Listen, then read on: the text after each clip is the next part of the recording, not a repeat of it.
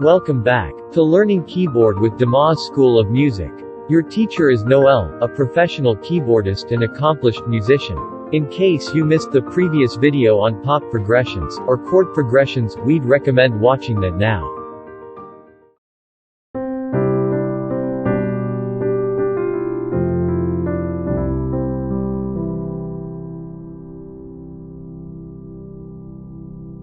Hello, welcome back to another episode. I'm Noel from Demoz School of Music, and today we are going to learn scales and arpeggios and how you can use that in your practice sessions to improve your playability skills. Okay, so let's just talk a little bit on the scales. I've already taught you about scales in a previous episode. Do check that out. But here I'm just going to stick to how you can use that and the metronome to practice, and also teach you another concept called arpeggios and how you can use that. Now I'm going to use two chords for the arpeggios. One would be C major and the other one would be F major, right? Cool. But let's start with the scale first. So as you know, the C major scale, I'm just going to play it here for you, and my position is in middle C, and here's the C scale.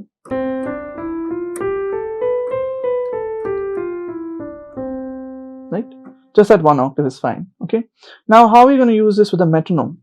So here I have a metronome and I've set it to the tempo of 8t. Okay, so let me just start that off and show you how you would use it. Right, so you can hear that. Listen to the bell. That's your 1. Okay, remember. So count, count for yourself. 3, 4, 1, 2. Get a hang of that. Once you get a hang of that, position your hands. Be ready. Your other hand can be free on your lap. Okay. So 1, 2, 3, and play the scale. 1, 2, 3, 4. 1, 2, 3, 4. 1, 2, 3, 4. 1, 2, 3. Off. Now, one thing I would like to recommend for whoever has a piano in front of them or has a keyboard with touch sensitivity is that when you're practicing scales, always accent your first beat. So the 1 should be accented and the others should be at a level volume, but not too loud. So here I'm sort of in a medium loud or medium soft for that matter bass, and let's just listen for that 1 beat what I'm going to accent here. So when I say accent, it means, let's say you're at a volume of, right? What does accent mean? I'm going to make it really obvious, and it's basically you're hitting. So when you hit a key louder instead of that is your accenting. So what is that in context? So 1, 2, 3, 4. 1, 2, 3, 4. 1, 2, 3, 4. 1. So see how I'm accenting that 1?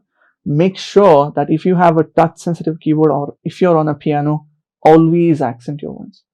When you're playing a scale, always accent it, because that is going to help you get a firm grip of metronome or tempo and your hand.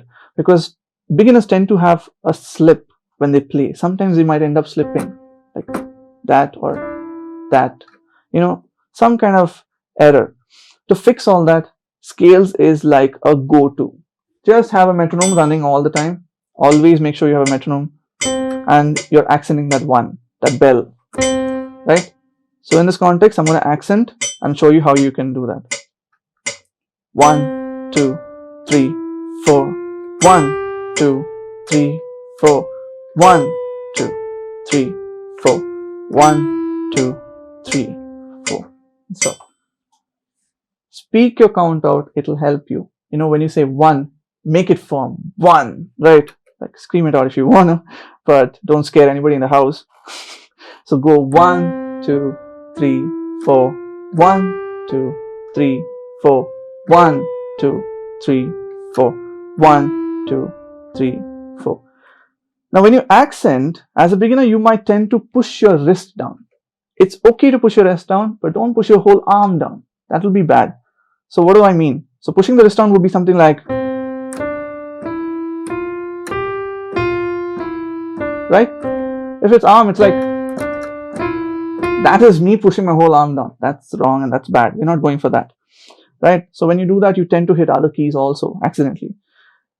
But to the main part, why would allow you to use the wrist is that it is a beginner's thing and you can do it. But what is your end goal? To make sure that you build your finger strength. Make sure you build that finger strength, right? See how my wrist is stable, but I'm able to hit my fingers enough, right? So build that. So to build that, we're going to just accent that 1. 1, 2, 3, 4. 1, 2, 3, 4. 1. Do not ignore your other counts. That is also important. That 2, 3, 4 should be like a stable volume. Now, what is an arpeggio? Let's get to that. An arpeggio is basically similar to the broken chords. But you're going to arpeggiate it by going,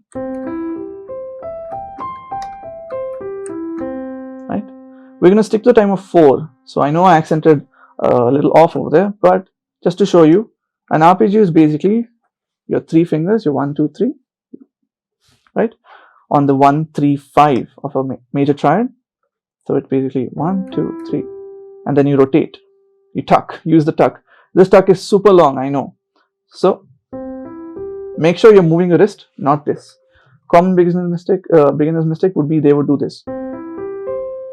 See how that went? Nice chicken wings over there. So don't do that. Move your wrist. Bend that wrist. Bend this wrist part. Right? So that is called arpeggiating basically. You going up with triads and coming down. What about the finger numbers? Use 1, 2, 3 and 5 when you're about to come back. So C, E, G, C, E, G, C, G, E, C, G, E, C.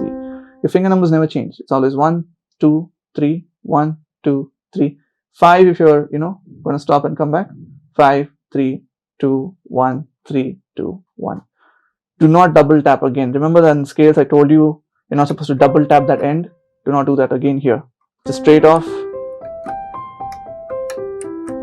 Again, do that with a metronome. How does that sound?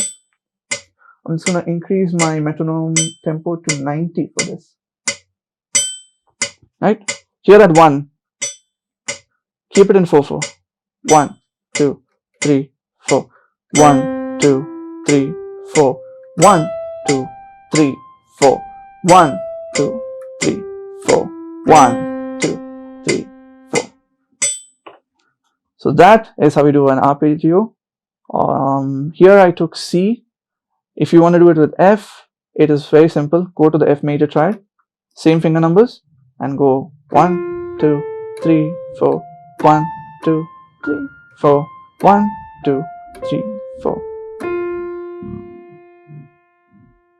So that is your F major arpeggio. You can do that for G major, also for A minor. Do the arpeggio for all the chords practice that, and use the C major scale as much as you can for now. Okay, again, all these lessons are in the C major scale, so don't worry about playing other scales. Just play the normal C major scale, practice that, and the arpeggios can be in any of the triads that in the C major scale. So with that, we're done with the lesson. I'll see you in the next one. Take care of yourself. Do like and share this video and subscribe to the channel. Until then, bye.